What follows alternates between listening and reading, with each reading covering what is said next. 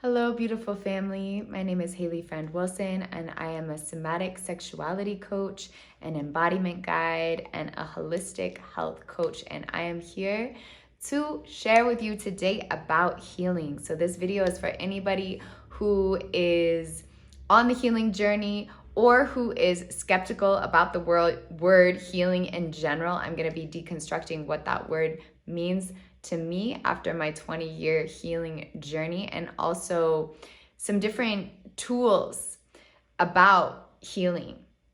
And so first I want to start by saying that I am going to be looking at my notes because there's a lot that I have to say on this topic, and is a lot to memorize. And I was procrastinating doing this video because I did not know how I was going to keep this all in my head. So I'm just going to be looking at my notes. I'm letting you know so that we can just both be at ease about that. All right, so first of all, what I want to say is that you are not broken. I'm going to say that again. You are not broken. And pursuing healing doesn't mean that you're broken. I really believe at our core, the core of our humanness, the core of our essence, we are whole and complete. And there's nothing that can change that. There's nothing that can taint that. That is the essence of who we are, is whole and complete and can never be broken. Yet, oftentimes, when we have experienced a lot of pain or a lot of trauma in our lives, we can feel broken inside.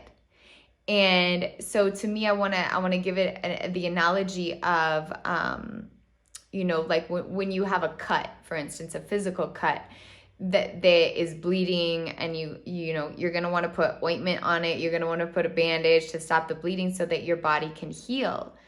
Just because that person has a cut doesn't mean who they are is broken. It means they have a cut that needs attention so that it can heal. And if they don't give that cut attention, then it might get worse and fester and get infected. So the same analogy can be said for our emotional or psychological healing, is that there's some experience that we've gone through that needs our attention. It wants our attention and our focus so that it can come to a place of resolution or healing inside. And that doesn't mean that that person who's gone through that is broken. It means that they've gone through some experiences that need further processing, that need further attention so that they can come to more of a place of resolution or healing inside. And to me, healing doesn't mean that issue or that trauma or that trigger never surfaces again. It means that we understand how to turn towards it. And I'm going to talk more about that later. But first, I want to touch on why someone would pursue healing. So basically, somebody might turn, and why I turned to the healing journey was continually experiencing emotional triggers from those around you that launch you into a deep and intense experience of anger, of rage, of sadness, where you have like a very big emotional response to something that is a very small incident, somebody saying something wrong, somebody just doing something, and yet the reaction inside of you is really big and doesn't necessarily match whatever happened. That's a cue that there's, again, something underneath the surface that is needing your attention. Another reason why somebody may turn to the healing journey is flashbacks. So that's where a memory will continue to surface in your consciousness of something that you experienced in your past, and it takes you over. So that is basically a symptom that you are needing healing. Whatever is underneath that is needing your attention. Physical pain, disease, a diagnosis, again, is why somebody would pursue healing on a deeper level. Continually hurting people or hurting yourself, so being caught in dysfunctional patterns of self-harm or harming others, is a key that there's an aspect of yourself that, again, under the surface is needing attention, is needing healing. Addiction, so not having control of your ability to consume a substance or not consume a substance. This is a coping mechanism for some kind of trauma or painful experience that you went through, and you're not able to know how to be with the complexity of the feelings of what went on in those experiences. And so, like I did when I've been addicted to many different things in my life, you turn towards an outer substance to help you cope with the pain that is underneath that experience. Yet we can actually get to the point where we don't need that coping mechanism if we know how to actually just be with the feelings of that painful experience and transmute them. So another key that somebody might turn to a healing journey is feeling depressed, numb, shut down, feeling a lack of libido, creativity, inspiration for life. All of these things are indications that you may want to start a healing journey, or, your being is asking for you to be on a healing journey. So why are these things indications of that? Basically, what happens when we go through anything traumatic in life, any painful experience, is that our life force energy gets stuck and held in that experience, because 9 times out of 10, the deepest and most painful traumatic experiences that we go through as humans are when we are children. And when we are children, we don't have the tools to properly process that experience in the moment, or most of us weren't raised by parents or family members that knew how to hold space for our feelings, or knew how to bring us to a space of resolution within that experience. And so our very wise consciousness knows that I'm going to tuck and store this away in the psyche, in the body, in the emotions, in the heart, for a different day when this being can process it, because right now it's too much. And what happens is that we go through our life building up these different experiences that are unprocessed, and that all of those things are holding our life force energy, and therefore we don't have as much life force energy to live and enjoy life. And so there can be a symptom of feeling depressed, feeling tired, can't get out of bed, having some kind of disease or disorder, feeling depressed, not wanting to live. These are all symptoms of your life force energy being held up by traumatic experiences. It's not because there's something wrong with you, and it's not because you're broken. So, in my own experience, it was a real game changer to understand this concept that is crucial, that you are not broken. Because oftentimes we can feel broken when we're experiencing, like I was, addiction, depression, flashbacks, all of the things that I named. I was experiencing pain, major amounts of pain, emotional triggers. It was hard to function. It was hard to show up in life, to job, to school, to whatever it was. Like, it was hard to be consistent. And so, with all of those kinds of symptoms, you can start to feel like I'm broken, or there's something wrong with me, or like, how do other people function? And so it was a real game changer to understand I'm not broken. There's just a lot of unprocessed things that I've gone through that need my attention. And the other biggest game changer for me in my healing journey was learning that our pain in and of itself is just life force energy. It's just, if we strip away the stories about what that pain is about, good or bad or this or that, it's just life force energy. And that life force energy we can actually use and transmute or alchemize, which means transform from one state into a different state. So we can, if we understand how, and I'm going to go into on a separate video my 5-step process of how to go about this process of alchemy of our pain into our power. but that process can be done. And so that helped me to understand, all right, I just need to know the steps of how to alchemize my pain into my power, because this is just life force energy. So I got a lot of life force energy here that is just waiting for me to go through a process with it so that I can transform it into a different state. And that in and of itself is a huge game changer, because when we can orient towards our pain in that way, no longer do we need to be scared of it or afraid of what's there, because sometimes it can be scary, right, to take the lid off.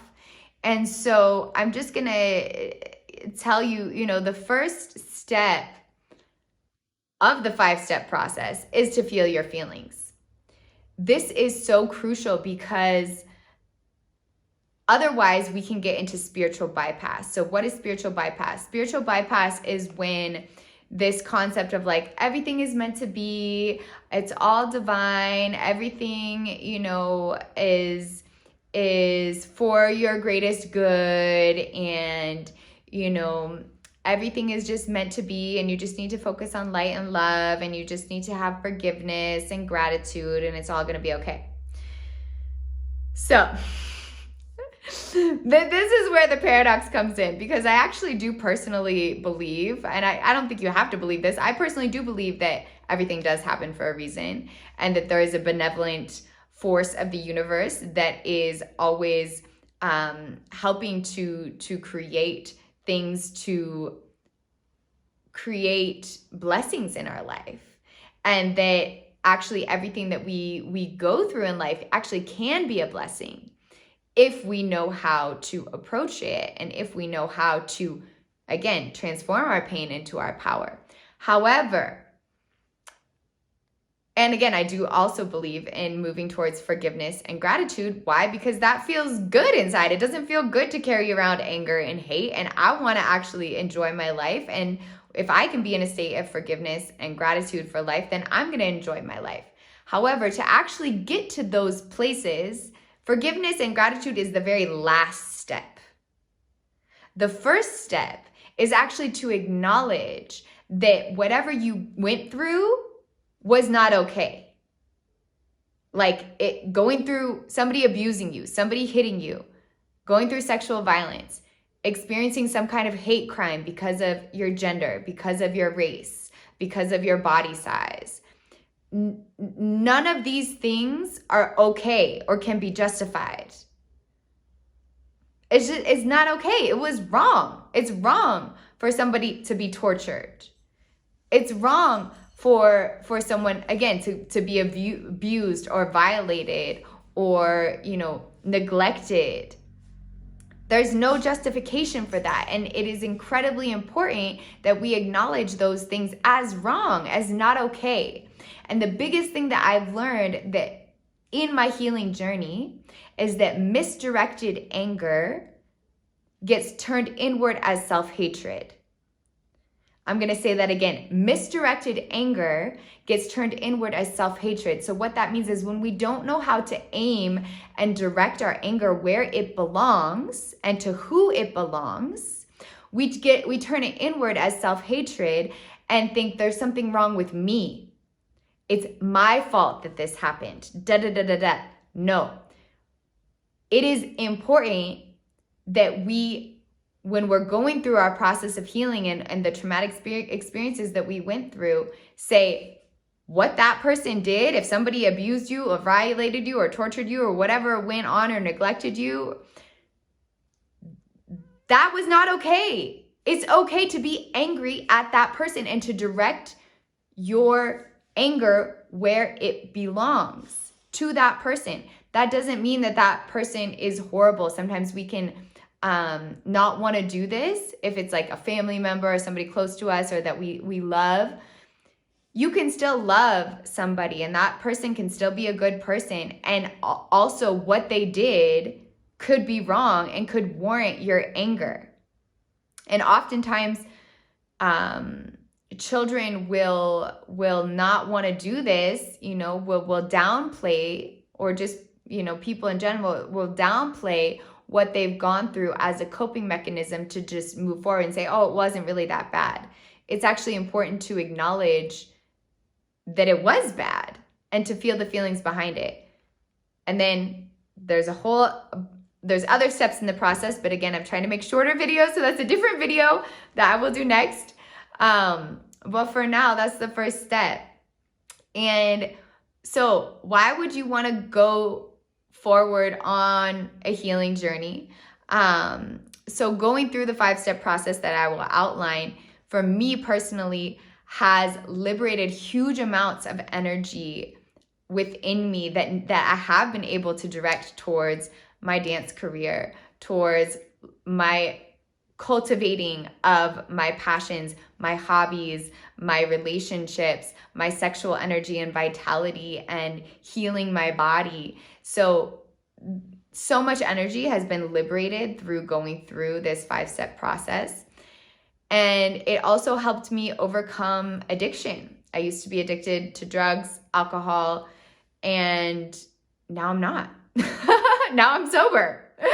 And it empowered me to know what I need, also know how to meet those needs, and how to give myself my own needs, as well as speak up about what I need in relationship and establish boundaries, which is huge.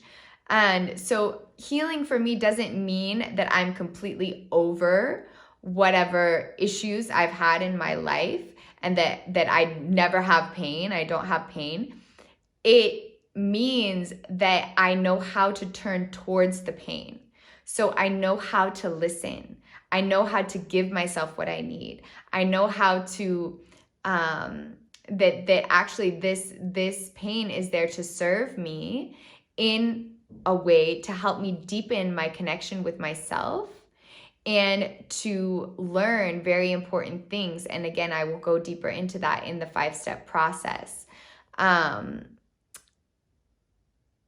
also I will say that, after going through and understanding now how to turn towards the pain, what to do with it, it happens way less that I'm triggered.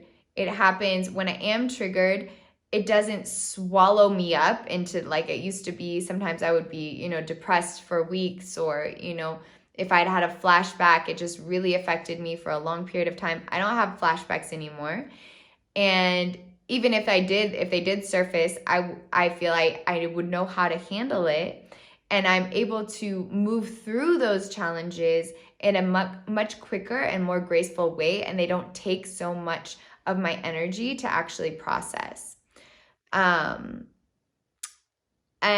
the biggest thing that I've realized is the immense blessings actually that have been born out of my pain, and therefore I no longer view those things as bad or as something to get rid of, because I've actually been able to gain so much wisdom and so much empowerment and so many gems and jewels from the process, that I no longer think of my pain or what I've gone through as bad, or as, again, something to get rid of or ignore or numb out, because I know how to be with it in a way that empowers me, and how to be with it in a way that actually fuels me in a beautiful way.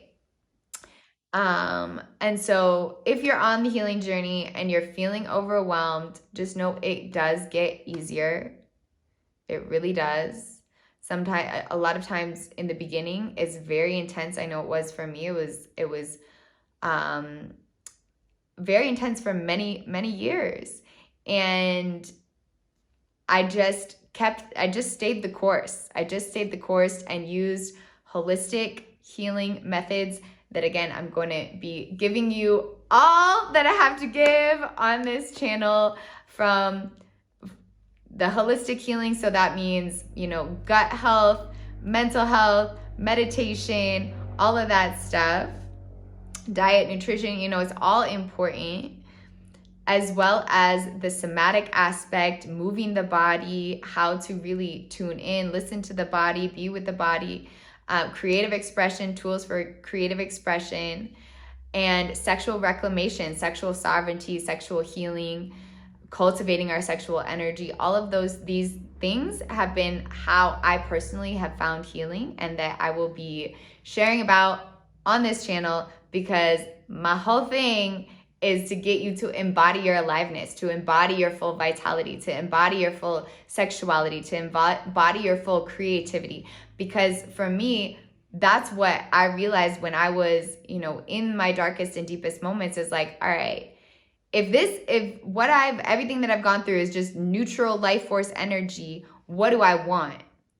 I want to be vital. I want to be fully thriving in my sexuality and my pleasure. I want to be fully expressing my creativity, because to me, these things are the spice of life. That's what makes a truly fulfilling and happy life, is to be sexually vibrant and enjoying our pleasure, to be expressing our creativity, to be actually have physical health and vitality. So these are my cornerstones of what I teach about and what I'll be sharing about.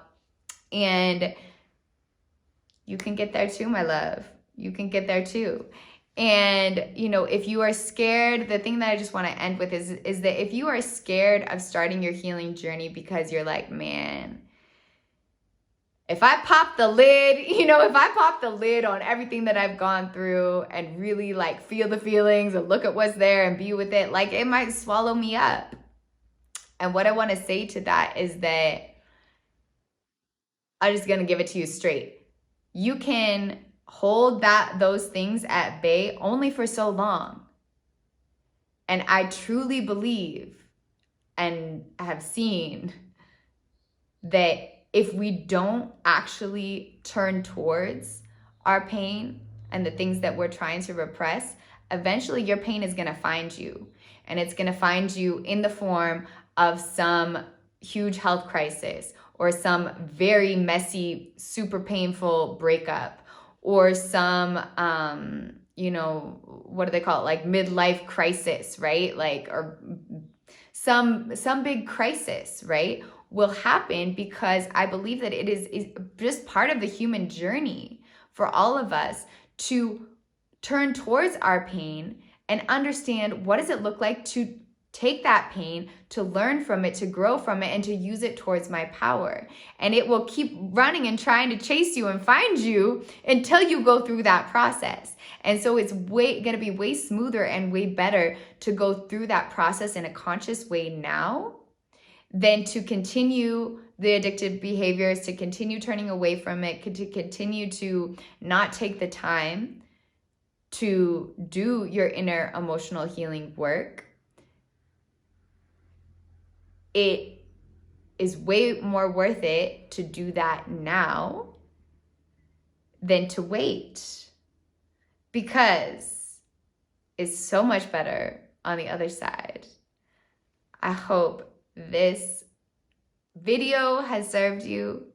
Stay tuned right after this for the 5-step process of how you actually go through your transformation of your pain into your power, because it's time to rise, my friends. It's time to rise into all of you. You've got this.